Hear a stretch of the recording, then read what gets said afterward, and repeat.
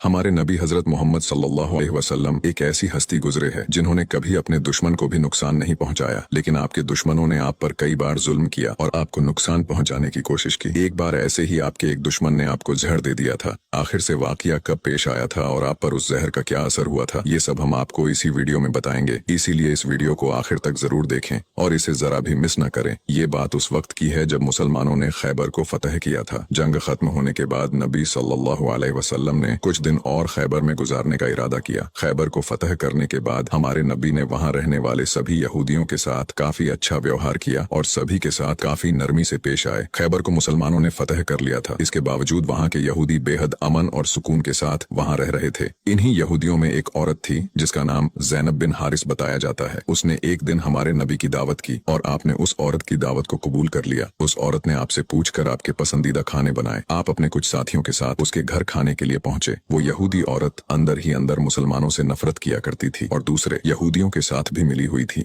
जो मुसलमानों के दुश्मन थे। उस औरत ने खाने में पेश होने वाले बकरी के गोश्त में जहर मिला दिया था। जब जहर से भरे उस गोश्त को आपके सामने पेश किया गया और आपने खाने के लिए एक निवाला उठाया और अपने मुंह में रखा तो आप समझ गए कि इसमें जहर मिला हुआ है। आपने तुरंत अपने साथियों को खाना खाने से रोक दिया और कहा कि इसमें जहर मिला हुआ है, लेकिन अफसोस के आपके कुछ साथी उस वक्त तक कुछ गोश्त खा चुके थे जिसकी वजह से उनकी शहादत हो गई। कहा जाता है कि जहर के बारे में हमारे नबी को उस जहर की बोटी ने ही खबरदार किया था। इस वाक़े के बाद उस औरत के साथ साथ उसके सभी साथियों से पूछताछ की गई तो उन्होंने न सिर्फ अपना गुनाह कबूल किया बल्कि ये भी कहा कि हमने आपके साथ ये इसलिए किया क्योंकि हम ये देखना चाहते थे कि आप अल्लाह के सच्चे नबी हैं या नहीं। अगर आप अल्लाह के सच्चे नबी हैं तो इस जहर का आप पर असर नहीं होगा और अगर आप अल्लाह के नबी नहीं हैं तो हमें आपसे छुटकारा मिलेगा। ये बात तो सब जानते हैं कि हमारे नबी ने कभी किसी से बदला नहीं लिया, जबकि आप पर कई बार बहुत जुल्म किया गया जिसके बारे में कोई सोच भी नहीं सकता। लेकिन जब उस जहर की वजह से आपके सहाबा की शहादत हुई थी तो कानून के मुताबिक उस औरत को भी कत्ल कर दिया गया। लेकिन कुछ रिवायतों में आता है कि उस औरत ने खुदकुशी कर ली थी। वही कुछ रिवायतों में कहा जाता है कि उस औरत को माफ कर दिया गया था। इस बारे में कई मुफस्सरीन अपनी अलग अलग राय रखते हैं। एक हदीस में हजरत आयशा फरमाती है कि जब नबी सल्लल्लाहु अलैहि वसल्लम की जिंदगी के आखिरी दिन चल रहे थे और आप बीमार रहा करते थे, उस समय आप कहा करते थे कि खैबर में जो मैंने जहर से मिले हुए गोश्त का टुकड़ा खाया था उसका दर्द मैं आज भी महसूस कर सकता हूँ। ये बात कई किताबों से साबित है कि उस जहर का असर हमारे नबी के आखिरी दिनों में देखा गया था और इसी जहर के असर ने आपकी वफात में एक अहम किरदार अदा दिया था।